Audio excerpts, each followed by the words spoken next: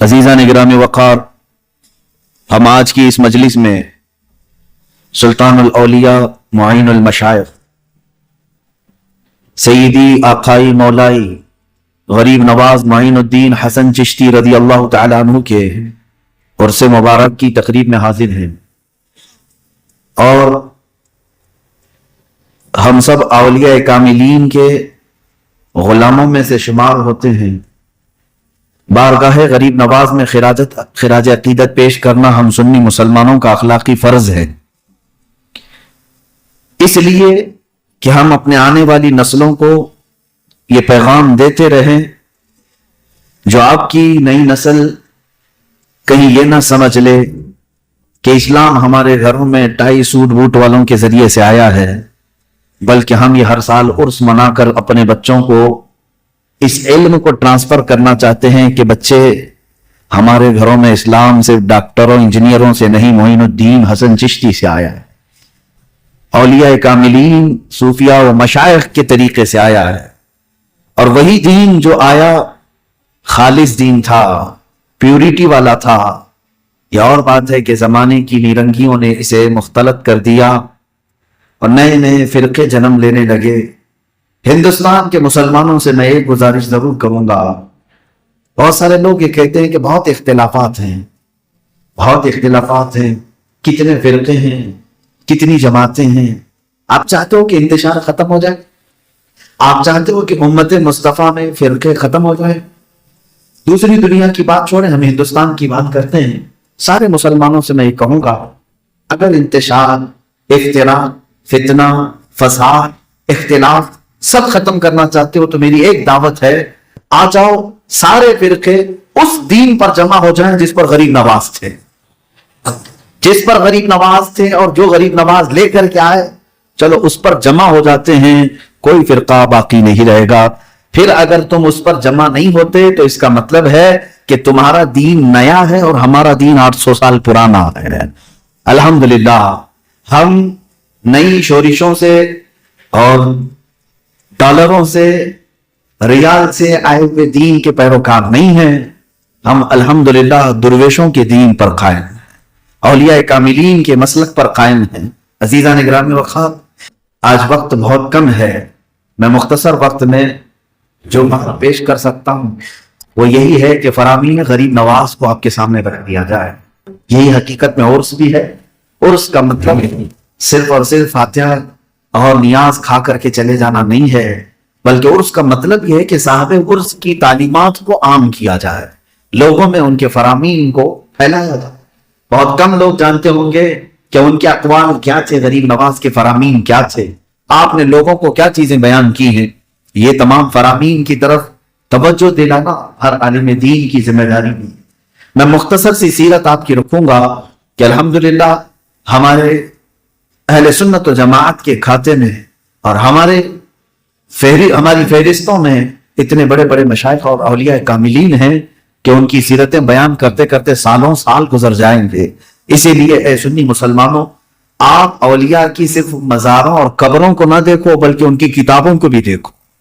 آپ صرف ان کے گنبدوں کو ہی نہیں بلکہ ان کی لکھی ہوئی تعلیمات کو بھی دیکھو تو پتہ چلے گا۔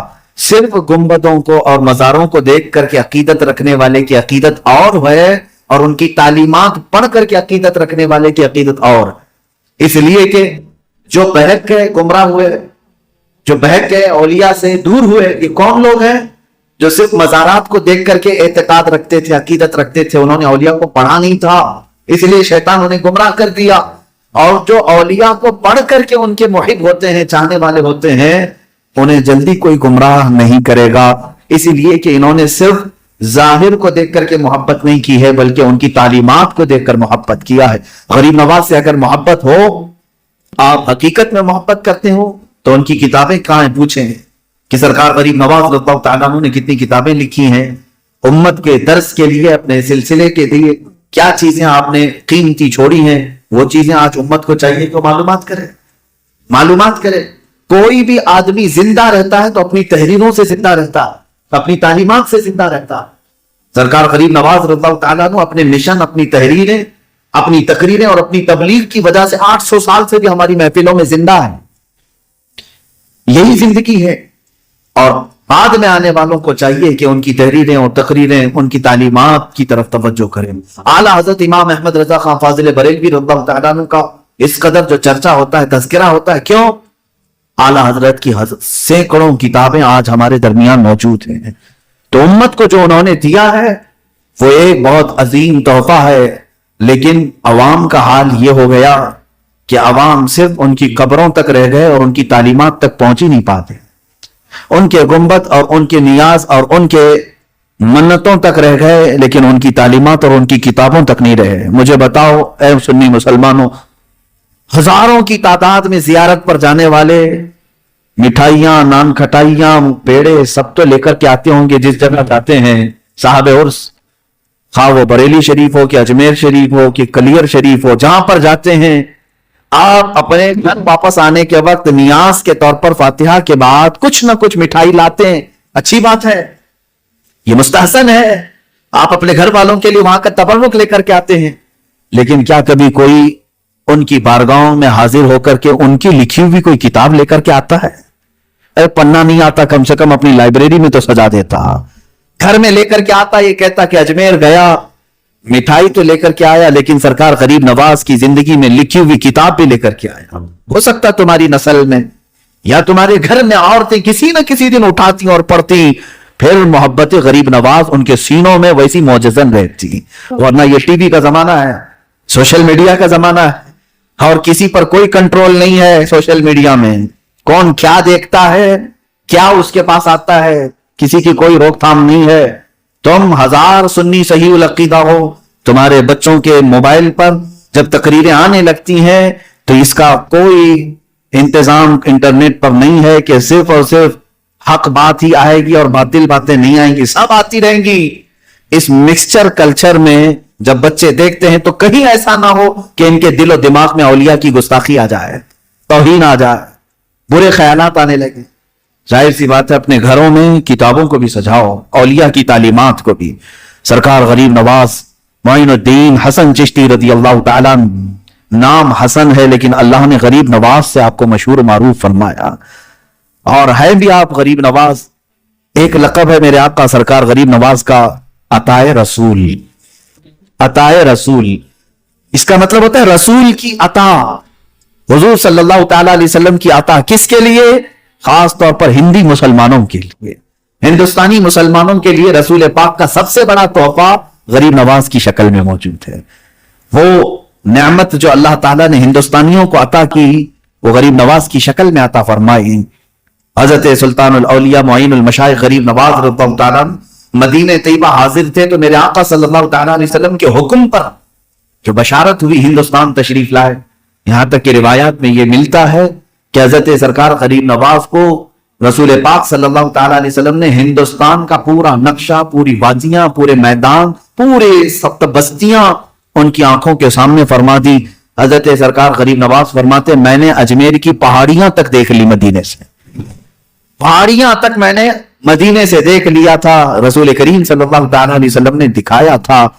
ارے میرے عزیزو, سرکار غریب نواز جو رسول کریم صلی اللہ علیہ وسلم کے 500 سال بعد آنے والے مدینے میں بیٹھ کر اجمیر کی پہاڑیاں دیکھ رہے ہو, اور ان کے جد امجد رسول مختار صلی اللہ تعالیٰ علیہ وسلم کیا کائنات کی ہر شے کو نہیں ملاحظہ فرما رہے, جنہوں نے انہیں دکھایا.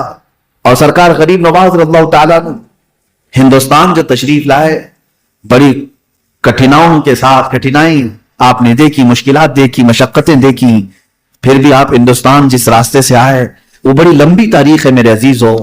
میں اس لیے عرض کروں گا کہ آج کے حالات کے اعتبار سے سرکار غریب نواز کی اس سیرت کو اگر کوئی پڑھ لے تو میں سمجھتا ہوں کہ اس کا دل بہت بہت زیادہ مضبوط ہو جائے گا, حوصلہ بڑھ جائے گا. آپ یہ سوچتے ہیں کہ آج بہت رکاوٹیں ہیں, علماء بھی یہ سوچتے ہیں حکومتیں سخت ہیں, بولنے کے لیے ہمیں ہزار ناپ تول کے بولنا پڑتا ہے, دیکھنا پڑتا ہے, حالات اچھے نہیں ہیں, بہت ساری خرابیاں ہیں, لوگ ہماری باتیں ریکارڈ کر رہے ہیں. میرے عزیز آؤ, غریب نواز جس وقت آ رہے تھے اس وقت کون سے حالات اچھے تھے, ہندوستان کے کیسے حالات تھے؟ کیا آپ کو پورا ہندوستان پیالی میں سجا کر کے رکھ دیا گیا تھا, آئیے غریب نواز, آئیے آپ معین الدین ہندوستان, میرے عزیزوں یہاں ان کے آنے سے تقریباً کئی سال پہلے ہی پرتھوی راج کی ماں جو اجمیر پہ حکومت کرتا تھا، ایک بڑی جوتش عورت تھی، علم نجوم کی ماہر. اس نے اپنے علم سے خواب میں دیکھا یا جس طرح سے بھی دیکھا، اس نے 6-7 سال پہلے ہی کہا تھا کہ میں دیکھ رہی ہوں کہ اجمیر میں ایک درویش آئے گا، وہ ہماری سلطنت کو زیر و زبر کر دے گا. تو اس کی ماں کی بات سن کر پرتھوی راج جو راجا تھا اس نے کہا ماں اس کا شکل صورت کچھ تو بتاؤ. بھوٹان سے انہوں نے ایک جادوگر کو لایا جو جادو کے ذریعے سے، ہیپناٹزم کے ذریعے سے اس شکل کو نکالا، اور جو مصور تھے آرٹسٹ ان کو بٹھایا گیا، ان کو شکل بتائی گئی، یعنی خاکہ نکالا گیا کس کا؟ سرکار غریب نواز کا، اور پھیلا دیا گیا ایسا درویش کہیں بھی دکھے ہندوستان میں آنے سے پہلے اس کو روک دینا. اس وقت سرکار غریب نواز کہاں تھے؟ مدینے سے نکل کر کے ملتان آئے ہوئے تھے، ملتان پاکستان میں جو آج ہے. آپ وہاں پر تبلیغ اسلام میں مصروف تھے، اور یہاں یہ بات پہلے سے مشہور ہو گئی تھی کہ کوئی درویش ادھر آ رہا ہے. پھر اس کے بعد جو پابندیاں لگائی گئی تھی وہ معمولی پابندیاں نہیں تھی میرے عزیزوں. ایک شخص ہے رام پرکاش، وہ پرتھوی راج کا بڑا خاص چیلا تھا. اس نے کہا میں جاسوسی کے ذریعے کہیں نہ کہیں سے ڈھونڈ نکالوں گا اس درویش کو. وہ ڈھونڈتے ڈھونڈتے ملتان پہنچ گیا. حضرت سرکار غریب نواز اسے نظر بھی آ گئے. اب اس نے بھیس بدل لیا، مسلمان کا بھیس بدل کر داڑھی بڑھا لی، ٹوپی رکھ لی، جبہ پہنا. سرکار غریب نواز کی ہزاروں مریدین جو تھے خانقاہ پہ ان میں شامل ہو گئے. کئی دن تک انتظار کرتا رہا کہ تنہائی میں ایک بار غریب نواز سے ملاقات ہو جائے. جا کر کے اندر اگر اکیلے میں مل گئے تو یہی ختم ہی کر دوں، یہ اجمیر تک آ ہی نہ سکے. قاتلانہ حملہ کرنا تھا. رام پرکاش 12 دن تک مسلسل محنت کرتا رہا. اس کے بعد ایک رات ایسی آئی کہ آدھی رات گزر چکی تھی، خیمے میں سرکار غریب نواز اکیلے تھے. یہ داخل ہوا اور وہی جبہ قبہ ٹوپی داڑھی ہے، اور سرکار غریب نواز کو دیکھا وہ مصلی پر آرام فرما ہے. وہ جیسے ہی خیمے میں داخل ہوا خنجر اپنے اندر رکھ کر کے مسلمان کی شکل میں آیا ہے، ان کے مرید کی شکل میں آیا ہے. اندر داخل ہوا تو حضرت معین الدین چشتی رضی اللہ تعالیٰ سر اٹھاتے ہیں اور مسکراتے ہوئے استقبال کرتے ہیں. آؤ رام پرکاش کیسے آنا ہوا؟ رام پرکاش کیسے آنا ہوا؟ اس کے ہاتھ پیر کانپنے لگ گئے. پھر دوسرا جملہ آپ نے فرمایا 12 دن ہو گئے اب تک تم ہمارے پاس آئے نہیں. تیسرا جملہ آپ نے فرمایا وہ سکتے پہ سکتا. یہی ہوتا ہے اولیاء کا جھٹکے پہ جھٹکا. جو وہ مخالفین ہوتے ہیں ان کو مسلسل پڑھتے رہتے ہیں. سرکار غریب نواز نے تیسرا جملہ فرمایا چلو آئے نہیں 12 دن سے، آج تو موقع ملا، جس کام کی غرض سے آئے ہو وہ کام تو پورا کرو. خنجر اندر ہے، ہاتھ سے نکالا اور پھینک دیا نیچے. اور اس نے کہا زندگی بھر میں نے بہت سارے لوگوں کو دیکھا، جادوگروں کو دیکھا، لیکن دلوں کے حالات جاننے والا کسی درویش با اخلاق کو آج پہلی بار دیکھا، جس کا دل بھی نورانی ہے اور چہرہ بھی نورانی ہے. اس نے سرکار غریب نواز کے دست حق پرست پر اسلام قبول کیا. اسی رات کو معین الدین چشتی رضی اللہ تعالیٰ عنہ نے اس کا نام ضیاء الرحمن رکھا. یہ وہ ضیاء الرحمن ہے جو سرکار غریب نواز کے اجمیر آنے تک آپ کا سب سے بڑا باڈی گارڈ بنا ہوا تھا. یہ رب تعالیٰ کی مصلحت ہے میرے عزیزوں. اللہ رب العزت کی مصلحت یہ ہے جو دین کو مٹانے کے لیے نکلتے ہیں، مولا کبھی کبھار انہی کے ذریعے سے دین کو آباد بھی فرماتا ہے. اقبال نے سچ کہا تھا حرم کو مل گئے پاسباں صنم خانے سے، حرم کو مل گئے پاسباں صنم خانے سے.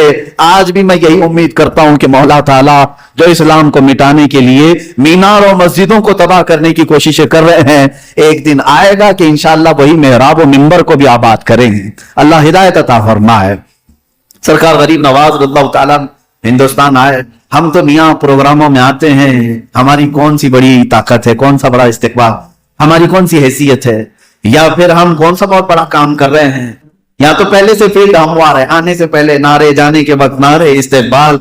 وہ سرکار غریب نواز سلطان الاولیاء جس انداز سے تشریف لا رہے ہیں، ساری چوکیاں لگائی گئی، ناکہ بندی ہے، جگہ جگہ پر پہرے داری ہے کہ یہ ہندوستان میں نہ آنے پائے ایسا درویش.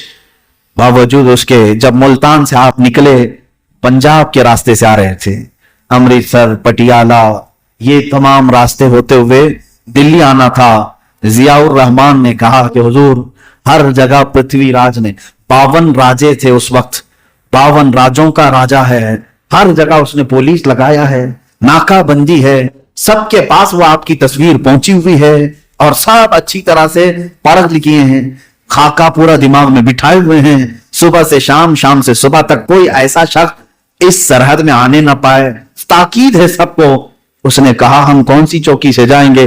सरकार गरीब नवाज रज़ियल्लाहु ताला अन्हु उससे कहते हैं तू चलते रहे हमारे साथ, इसलिए कि मोइनुद्दीन गरीब नवाज रज़ियल्लाहु ताला अन्हु हिंदुस्तान जब तशरीफ ला रहे थे तो सिर्फ एक जात नहीं, पूरा इस्लाम आ रहा था साथ में, सिर्फ एक जात नहीं, इस्लाम पूरा आ रहा था। और देखिए सरकार गरीब नवाज की जिंदगी में बहुत सारी मेरे आका सल्लल्लाहु ताला अलैहि वसल्लम के मौजज़ात की जो बरकत है, करामत की शक्ल में आपको मिली है। हुजूर पर भी कत्ल के मंसूबे बनाकर सारे लोग घेराबंदी किए हुए थे, हुजूर उनके दरमियान से निकलते हुए मदीना तशरीफ ले गए, किसी एक काफिर को भी हुजूर नजर नहीं आए। अब गरीब नवाज जब पंजाब की सरहदों में जा रहे हैं, उन्हीं चौकियों के बीच में से जा रहे हैं, पुलिस वाले सिपाही खड़े हैं, देख रहे हैं और आप गुजरते हुए जा रहे हैं, गुजरते हुए जा रहे हैं।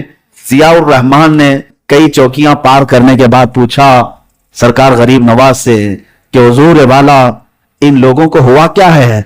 क्या ये आपकी तस्वीर देखकर आपको पहचान नहीं रहे हैं या फिर माजरा कुछ और है? सरकार गरीब नवाज ने मुस्कुरा करके फरमाया ऐ जियाउर रहमान खामोश रह, अल्लाह मुझे जिसे चाहे उसे दिखाता है और जिसे चाहे छुपाता है। गरीब नवाज को जो चाहे अल्लाह जिसे चाहे वो देख सकता है और अल्लाह जिसे ना चाहे वो कभी नहीं देख सकेगा। उनके सामने से गुजरते हुए आए, दिल्ली पहुंचे, यहां हंगामा हुआ कि जो दुर्वेश जिसका साका फैला हुआ था वो तो दिल्ली पहुंचा हुआ है। राजे ने उन सारी चौकियों पर मौजूद सिपाहियों को कत्ल कर डाला, मार डाला कि अंदर आया कैसे? उन्होंने कहा हमारी मौजूदगी में नहीं आया। तो बादशाह ने पूछा, राजा ने पूछा तो फिर किसकी मौजूदगी में आया? ये झगड़े कभी खत्म नहीं होंगे, इसलिए कि अल्लाह की हिकमतें बहुत आला हैं। व मकरू व मकर अल्लाह वल्लाहु खैरुल माकिरीन। कुरान में मौला फरमाता है सारे कुफार मंसूबे बनाते हैं धोखा देने के लिए और अल्लाह खुफिया तदबीर करता है। ऐ मुसलमानों, अल्लाह की तदबीर सबसे गालिब आने वाली है, सबसे गालिब आएगी। वहां से वो रब ताला तुम्हें निकालेगा जहां तुम्हारा वहम गुमान भी नहीं होगा। दिल्ली पहुंचे, दिल्ली में यहां पर कई दिन तक क़याम हुआ, लोग चौक दर चौक आए। फिर अजमेर आने से पहले फिर चौकियां लगाई गई और राजमाता राजा की मां ने कह दिया कि बेटा अब छोड़ दे, अब छोड़ दे, अब उसका रास्ता रोकेगा तो बहुत बड़ा नुकसान भी उठाएगा। लेकिन उसने हर मुमकिन कोशिश कर डाली सरकार गरीब नवाज को अजमेर पहुंचने से पहले। लेकिन वो गरीब नवाज, मेरे अजीजों, तारीख पढ़ता हूं तो आश आश कर जाती हैं आंखें कि वो आए तो सही, हमारा और आपका सफर करना और है, गरीब नवाज का सफर करना और है। दिल्ली से अजमेर का सफर सरकार गरीब नवाज रज़ियल्लाहु ताला अन्हु ने फरमाया आपके साथ चंद दुर्वेश थे, ये सफर तकरीबन 8 दिन के अंदर तय हुआ। इन 8 दिनों के अंदर दिल्ली से अजमेर तक 7,000 लोग इस्लाम कबूल कर चुके थे। वो सफर पर निकले तो इस्लाम देते चले जाएं, ये अल्लाह के वलियों की करामत। मेरे अजीजों, अना सागर को कूजे में भरना वो अलग करामत है, ऊंटों को बिठा देना अलग करामत है, खड़ाओं से जयपाल जोगी को मारना अलग करामत है, लेकिन लोगों के दिलों में शर्फ़े इस्लाम अता करना ये सबसे बड़ी करामत है। ये बड़ी करामतें हैं। सरकार गरीब नवाज रज़ियल्लाहु ताला अन्हु इन तमाम बंदिशों को तोड़ते हुए, सारी हदों को फलानते हुए, जो हदें इन्होंने बनाई थी, अजमेर मोहल्ला पहुंच भी गए और अजमेर मुकद्दस जहां पहुंचे आपने अपनी झोपड़ी कायम भी की, अपनी इबादतों में मसरूफ रहे। क्या इतनी पाबंदी लगाई गई थी, रास्ता रोका गया था, तस्वीरें फैलाई गई थी, प्रोपेगेंडा किया गया था? इतना नहीं। आ जाने के बाद राजा ने क्या नहीं किया, पानी बंद कर दिया, पानी बंद करके देखा गया। फिर थोड़े दिनों के बाद जादूगरों से मुकाबला करवाया, जहर दे करके भेजा खाने में, औरतें भेजा, लड़कियां भेजा, कौन सी चीज नहीं की गई। लेकिन गरीब नवाज का मिशन समंदर की तरह फैलता ही चला गया। वो एक ऐसा सैलाब था जिसको इकबाल ने कहा है थमता न था किसी से सैले रवा हमारा, थमता न था किसी से सैले रवा हमारा। ये ऐसी बाढ़ है जो फैलती ही चली गई और किसी की ताकत ना हो सकी रोकने की। और मशहूर रिवायत के मुताबिक सुल्तानुल औलिया उसी झोपड़ी में, उसी खीमे में रहकर تبلیغ اسلام کرتے ہوئے ہندوستان کے 90 لاکھ واسیوں کو شرف اسلام عطا فرمایا۔ عزیزان گرامی وقار، میں یہاں سے آپ کی زندگی پاک سے یہ کہنا چاہوں گا کہ اس وقت کیسے حالات تھے۔ اس وقت حالات بہت اچھے تھے۔ اس وقت ارے ڈیموکریسی تو آج ہے، اس وقت تو یعنی بادشاہ تھی، رولنگ تھی۔ جو راجا ہے وہ کسی کا الیکشن سے آیا ہوا نہیں ہوتا، وہ اپنی طاقت سے آیا ہوا ہوتا ہے۔ اپنے سپاہی، اپنے وزیر، اپنی پولیس جس کو چاہے بند کرے، جسے چاہے مارے۔ اتنی طاقت اور ڈکٹیٹرشپ کے باوجود سرکار غریب نواز کے قدم نہیں ڈگمگائے۔ آج کے حالات میں اگر حق بولنے پر قدم ڈگمگاتے ہیں تو تم غریب نواز کے مریدین میں سے نہیں ہو۔ خوف تمہارے دلوں پر اگر آ گیا تو پھر سرکار غریب نواز رضی اللہ تعالیٰ عنہ کے مشن کو پھر سے پڑھو۔ آج جو لوگ یہ کہتے ہیں حالات بہت گمبھیر ہیں، ایسے ہیں ویسے ہیں، کچھ بھی نہیں ہے۔ امت مصطفیٰ صلی اللہ تعالیٰ علیہ وسلم کو اللہ تعالیٰ نے یہ خصوصیت عطا کی ہے کہ اگر یہ ایمان میں کامل ہو تو یہ خود حالات کو اپنے ہاتھوں سے موڑ دیتا ہے۔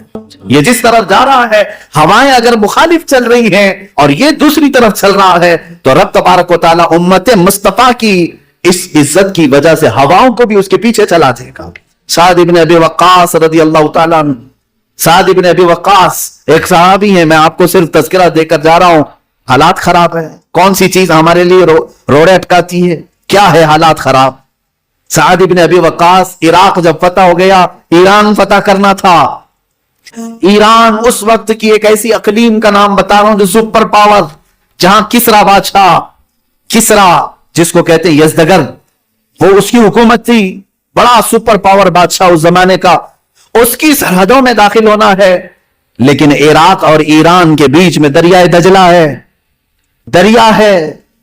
حضرت سعد ابن ابی وقاص وہاں تک آئے اور اس کے بعد اس طرف ایرانیوں کی فوج کھڑی ہے، اس طرف مسلمانوں کی فوج ہے۔ حضرت سعد ابن ابی وقاص نے پوچھا کیا ایران میں داخل ہونا ہے؟ ایران میں داخل ہونا ہے اسلام کے ساتھ؟ صحابہ نے کہا آپ جس طرف آگے بڑھیں گے ہم آگے بڑھتے ہیں۔ سعد ابن ابی وقاص نے کہا کشتیاں ہیں کسی کے پاس عبور کرے؟ کسی ایک کے پاس کشتی نہیں، کسی کے پاس تیرنے کے لیے ایک چیز نہیں ہے۔ سعد ابن ابی وقاص نے کیا کیا جانتے ہیں؟ سارے صحابہ سے کہا کہ تم یہ ایرانیوں کے تیروں کو سنبھالنا، جو تیر ماریں گے ہماری طرف سے 300 تیر انداز جو آگے پیچھے چلیں، اور تم ان کے تیروں کو سنبھالنا، میں دریا پار کرنے کا انتظام کرتا ہوں۔ کہا کشتیاں، ہزاروں کی تعداد میں صحابہ ہیں، تابعین ہیں سعد ابن ابی وقاص کے پیچھے، جو ایران کی سپر پاور کو ہلانے کے لیے جا رہے ہیں، کشتیاں نہیں ہیں ان کے پاس۔ سعد ابن ابی وقاص سے پوچھا لوگوں نے آپ کیا انتظام کر رہے ہیں؟ کہا آؤ سب اپنے اپنے گھوڑے لو، بسم اللہ پڑھو اور گھوڑے دریا میں ڈال دو، دریا میں ڈالو۔ دریا اتنا گہرا، بہت تیز بہاؤ والا دریا ہے، دریائے دجلہ، ہر چیز کو بہا لے جاتا ہے، آج بھی اس کی روانی بہت تیز ہے، کافی لمبا دریا۔ اس وقت سعد ابن ابی وقاص 300 گھڑ سواروں کو لے کر دریا میں اپنے گھوڑے ڈالے۔ یہ نہیں دیکھا کہ گھوڑوں کو ہمارے ساتھ یہ بہا لے جائے گا، لیکن فرماتے ہیں کہ وہ آپس میں ایک دوسرے سے بات چیت کرتے ہوئے نہایت ہی پرسکون انداز میں دوسری طرف جا رہے ہیں۔ ہزاروں کی تعداد میں صحابہ نے دیکھا، پہلی مرتبہ ایسا ہے کہ خشکی پہ دوڑنے والا گھوڑا دریا کی تری میں بھی دوڑ رہا ہے، اور دوڑتے ہوئے جب اس طرف کو پہنچنے والے تھے، تاریخ تبری میں یہ جملے لکھے ہوئے ہیں فارسی زبان میں، جو ایرانیوں کی زبان فارسی ہے، وہ کیا کہنے لگے جانتے ہیں؟ دیوا آمدند، دیوا آمدند، یعنی دیو لوگ آ گئے ہیں، دیو لوگ آ گئے ہیں۔ پہلی مرتبہ دیکھا ہے کہ گھوڑوں کو دریا میں سے بھی چلاتا ہوا کوئی آ گیا، وہ بغیر مقابلے کے ایران چھوڑ کر بھاگے تھے۔ یہی تو اقبال نے کہا ہے، دشت تو دشت ہے دریا بھی نہ چھوڑے ہم نے، بحر ظلمات میں دوڑا دیے گھوڑے ہم نے۔ ہمیں کوئی ہمارے اس فعل رواں کو کوئی طاقت روکے گی نہیں، بس جو کچھ بھی روکتی ہے وہ تمہاری بزدلی روکتی ہے، تمہارے اپنے خیالات روکتے ہیں۔ اور آپ کو میں ایک بات عرض کر دوں، آپ نے ایک لقب سنا ہوگا نا سرکار غریب نواز کو، ہند الولی کہتے ہیں، سنیں کیا کہتے ہیں؟ ہند الولی۔ ہند الولی کا مطلب کبھی اب پوچھو ہند الولی کیا ہے؟ یہ سرکار غریب نواز کے ویسے دوسرے لقب ہیں، غریب نواز ہے، معین المشائخ ہے، معین الدین ہے، عطائے رسول ہے، نائب رسول ہے، یہ سب لقب ہے۔ لیکن یہ ہند الولی کیا ہے؟ تو لوگ یہ سمجھتے ہیں کہ ہندوستان کا ایک ولی، اس کا مطلب نہیں میرے عزیزو، عربی کی ترکیب اگر آتی ہو تو سمجھ میں آئے گا۔ مضاف مضاف الیہ میں ترکیب جو ہوتی ہے اس میں ترجمہ پیچھے سے کریں گے. ہند الولی کا مطلب ہوتا ہے ولی کا ہندوستان. ہندوستان کا ولی نہیں, ہندوستان کا ولی نہیں, بلکہ ولی کا ہندوستان. اس لقب سے ہی ہمارے دل مضبوط ہونا چاہیے. اے سنی مسلمانوں, ہندوستان کس کا ہے؟ ولی کا ہندوستان ہے. ہم تو ہند الولی غریب نواز کے نام سے ایسے پڑھتے ہیں, وہ لوگ بھی پڑھتے ہیں جن کو اس کا ترجمہ معلوم نہیں ہے, جو غریب نواز سے جلتے ہیں وہ بھی ہند الولی کہتے ہیں ان کو, نفرت میں ہی صحیح, لیکن ہند الولی کہتے ہیں تو یہ بھی مانتے ہیں کہ یہ ہندوستان کسی کے باپ کا نہیں, یہ ولی کا ہی ہندوستان ہے, یہ سرکار غریب نواز کا ہے. عزیزان گرامی اوقات, جس سنی ہندی مسلمان کو یہ معلوم ہو کہ یہ ہند ولی کا ہے, غریب نواز نے یہاں پر اپنی محنت شاقہ کے ساتھ پرچم اسلام کو لہرایا ہے, تو آج ان کے پرچم کے تلے کیوں اتنی بزدلی, کیوں اتنا خوف, کیوں اتنا ڈر؟ نہ ڈر نکالو. اگر آزمائشیں ہیں تو ہو جانے دو. اللہ سے ہم سوال یہی کریں گے کہ مولا ہماری طاقت سے زیادہ ہمارے اوپر کوئی بوجھ نہ دے, اور ہم تیری آزمائش کے قابل نہیں ہیں. لیکن میرے عزیزوں, اسلام قربانیاں چاہتا ہے. اسلام کی حقانیت کی یہی دلیل ہے کہ ہر زمانے میں اسے موڑنے کے لیے چھوٹی طاقتیں نہیں, بڑی بڑی طاقتیں آئیں. ہر زمانے میں اس کی بے کنی کرنے کے لیے بڑے بڑے بادشاہ میدان میں آئے, لیکن سارے لوگوں کی ایک ہی تاریخ ہے. چنگیز ہو کہ ہلاکو ہو, تاتاری ہوں کہ بربر ہوں, جس قوم نے بھی اسلام کے خلاف محاذ آرائی کی ہے انہیں پسپائی کا سامنا کرنا پڑا, اور اسلام وہی پھلتا پھولتا ہی رہا. اسلام کبھی ختم نہیں ہوا. آج بھی جو حالات آپ دیکھ رہے ہیں, انشاءاللہ العزیز اسلام پر کوئی آنچ نہیں آئے گا. چند گردنیں کٹ جانے کا نام اسلام کٹنا نہیں ہے. مجھ جیسا اگر آدمی 4 ٹکڑوں میں بدل جائے, کسی کی تلوار کا, کسی کی بندوق کا میں نشان بن جاؤں, تو اس کا مطلب یہ نہیں ہے کہ دین ختم ہوا.